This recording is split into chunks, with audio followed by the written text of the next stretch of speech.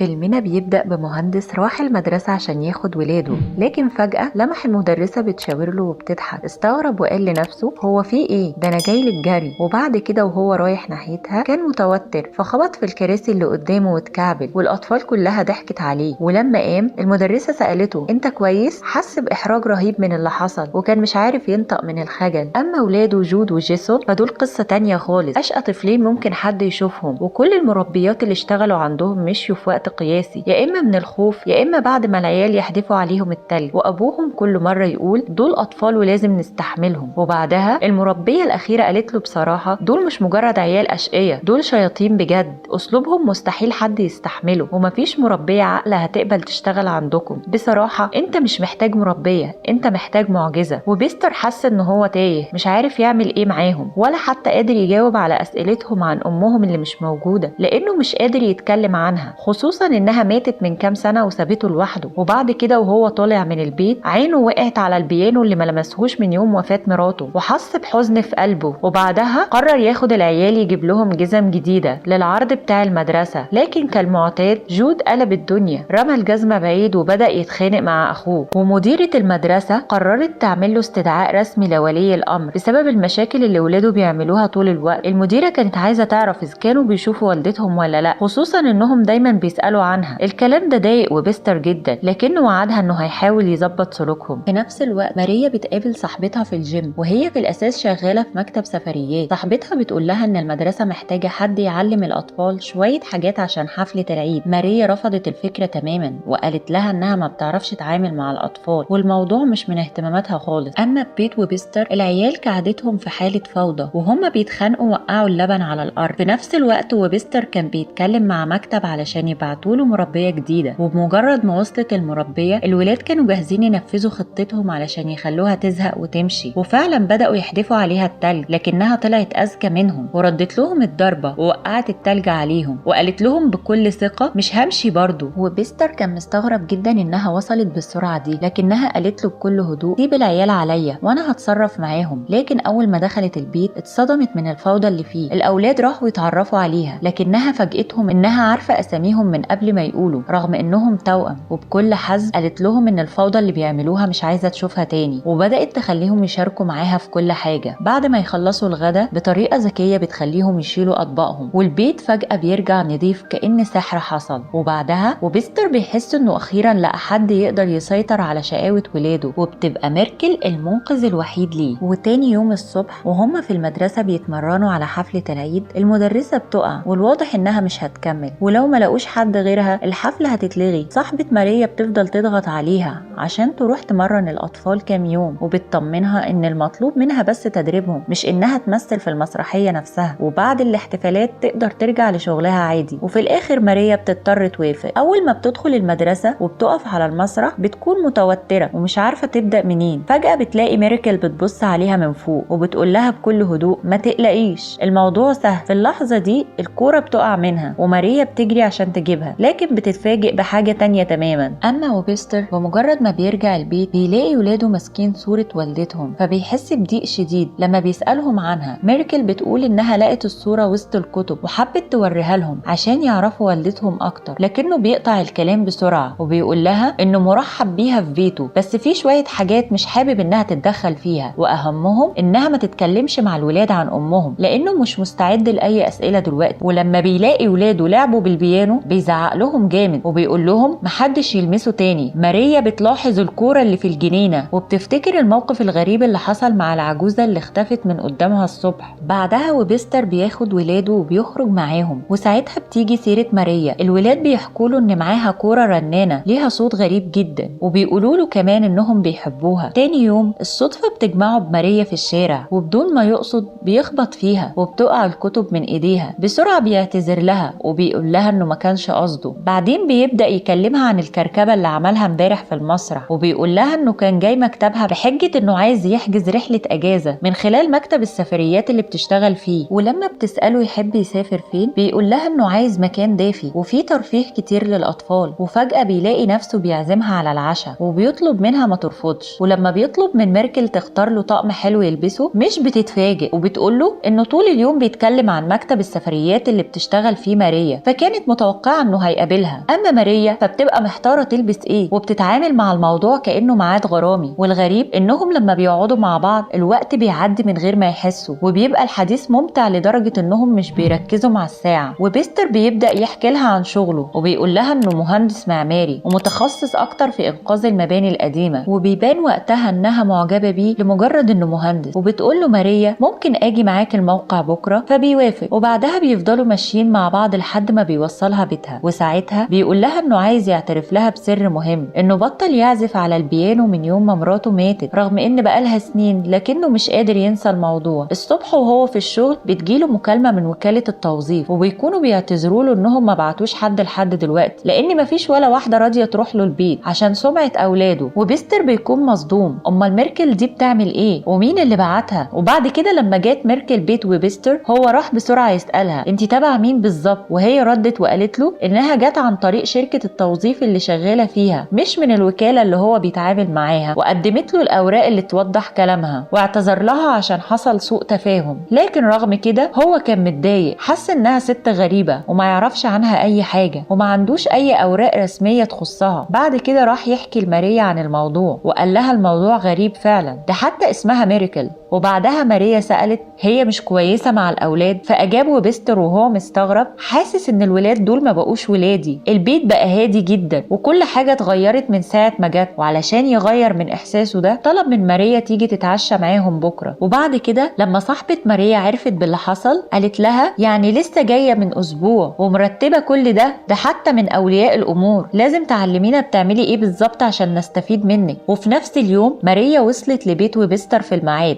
لما شافت ميركل قالت لها هو انا شفتك قبل كده؟ لكن ميركل حاولت تهرب من الكلام وقالت لها الدنيا صغيره، ممكن نكون اتقابلنا في اي شارع بالصدفه. لكن الحقيقه كانت انها مجهزه البيت لوحدهم ونيمت الاولاد كمان. وبعدها ماريا بدات تحكي لويبستر عن تجربه صعبه في حياتها. قالت له كنت مخطوبه وقبل الفرح بيوم واحد الموضوع ما كملش، وكان واضح عليها انها مش حابه تكمل في الكلام. وويبستر كان بيشوفها كل يوم وكان بيشجعها في شغلها في المسرح بعد شغله، والولاد كمان حبوها لانها كانت الوحيده اللي بيشوفوها بشكل كويس. وفي نفس الوقت والدة ماريا رجعت من سفر بعيد، ولما شافت ماريا تاني يوم طلبت منها انها تسافر معاها وتقضي العيد مع اختها وجوزها. لكن ماريا ردت وقالت لها عندي حفله في عشيه العيد ومش هقدر اسافر السنه دي. وكان واضح انها متضايقه لان والدتها دايما كانت تدافع عن اختها فيكي رغم انها غلطت في حق ماريا. ووقتها ماريا ما قدرتش تسيطر على دموعها ومشيت من المكان. وفي اللحظه دي راحت عند ووبستر وقالت له انا عايزه اتكلم معاك، وبدات تحكي له ان من 4 سنين كانت مخطوبه لمدرس اسمه جو وكانت متعلقه بيه جدا، ووقتها طلبت من اختها الكبيره تبقى وصيفتها في الفرح. لكن قبل الفرح بيوم واحد اتصدمت لما جو لغى الجواز وقال لها انه مش عايز يكمل. الصدمه الكبيره كانت لما عرفت ان اختها وجو هربوا واتجوزوا، وكل ده كان بسبب ان اختها كانت دايما في منافسه معاها في كل حاجه، المدرسه، الشغل، وحتى الجمال. واللي مضايقها اكتر دلوقتي ان والدتها مصممه تضغط عليها علشان تسامح اختها وكأن مفيش حاجه حصلت. فقالت له على الاقل خليني في حالي لحد ما انا لوحدي احس اني عايزه اسامحها، مش تبقى حاجه مفروضه عليا. وبيستر فهم مشاعرها جدا لانه كان حاسس انها تعرضت لخيانه من اهم 2 في حياتها، خطيبها واختها. فاقترح عليها انها تقضي العيد معاه ومع عيلته، ولاحظ ان ولاده بيحبوها جدا. وماريا كانت سعيده انها بتشارك اللحظه دي معاهم، وخرجوا يشتروا هدايا العيد مع بعض. لكن فجأة شافت اختها فيكي وبان انها اتجوزت حد تاني. لكن ماريا قررت ما تردش عليها، مش عايزه تكلمها. فيكي حاولت تقنعها انها تسامحها، ولما حست ان مفيش فايده سابتها ومشيت. وبعدها ماريا كانت لسه زعلانه ومش قادره تنسى اللي حصل. اتأسفت لويبستر انه شافها في موقف محرج مع اختها، لكنه طمنها وقال لها انه مش متضايق، لكنه نصحها انها تدي نفسها فرصه تسامح اختها، يمكن تكون نضجت وتصرفها وقتها كان مجرد غلطه مش محسوبه. ماريا كانت مش مصدقه وكان الموضوع مأثر عليها اكتر، كانت مش قادره ترد على ويبستر فقررت تمشي وتسيب الموضوع كده. وفي اليوم اللي بعده لما راحت الجيم كان واضح عليها انها مش في حالتها الطبيعيه، كانت مشغوله بموقفها مع اختها وخطيبها لدرجه انها مش قادره تركز. وبعدها راحت لويبستر وطلبت منه انه يعزف في حفله العيد، لان العازفه اللي كانت هتعزف على البيانو جالها سفريه مفاجاه ومفيش حد مكانها. وبيستر في اللحظه دي حس ان ماريا بتضغط عليه، وده خلاه يتضايق، خصوصا انه قال لها قبل كده كده انه بطل يعزف من يوم ما مراته ماتت. لكن ماريا ما استحملتش وقالت له طب ليه زعلت؟ ليه مش قادر تتقبل طلبي؟ مش المفروض انك تساعدني؟ ولا انا اللي لازم اتنازل واروح اتصالح مع اختي وانت مش قادر حتى تتنازل وتعزف؟ ولكن وبستر رد وقال لها ان طلبها صعب عليه جدا وانه مش هيقدر يعمله. وبعد كده الموقف بينهم بقى متوتر شويه، لكن بمجرد ما رجع البيت لقى اولاده بيجهزوا للمسرحيه ومتحمسين جدا، وده خلاه يحس ان وجود ماريا فرق معاهم بشكل كبير. اما ماريا وبعد ما مشيت في الشارع كانت سرحانه لدرجه انها وقعت الكوره من ايديها، وفجاه لقت ميركل قدامها. ماريا كانت مستغربه، لكن ميركل ابتسمت ورجعت لها الكوره وقالت انت بتعملي ايه هنا؟ ماريا ردت بنفس السؤال، وميركل قالت لها انها كانت بتشتري حاجات للعيد، وبدات تكلمها عن وبستر وقالت لها ما تزعلش منه، اوقات اللي بنحبهم بيحتاجوا فرصه تانية. الكلام ده خلى ماريا تفكر بجديه انها لازم تصالح اختها قبل العيد، وفعلا في اليوم التالي الصبح قررت تروح لبيت اختها. واول ما فيكي شافتها مش مصدقه انها جايه، ماريا طلبت منها تسامحها وتنسى اللي حصل، وفيكي دمعت وقالت لها انها ما كانتش تقصد. وفي ليله العيد وبستر قرر يتكلم مع اولاده عن والدتهم، وقال لهم انها كانت ست جميله وانهم كلهم مفتقدينها. وفي اللحظه دي ميركل كانت واقفه في الخلفيه، وواضح عليها انها مبسوطه انه اخيرا اخذ الخطوه دي. وبعد كده في حفله العيد ماريا كانت مقدمه الفقرات، وقالت للجمهور انها اشتغلت كتير عشان الحفله دي تنجح. ولما جه وقت العزف على البيانو قالت للاسف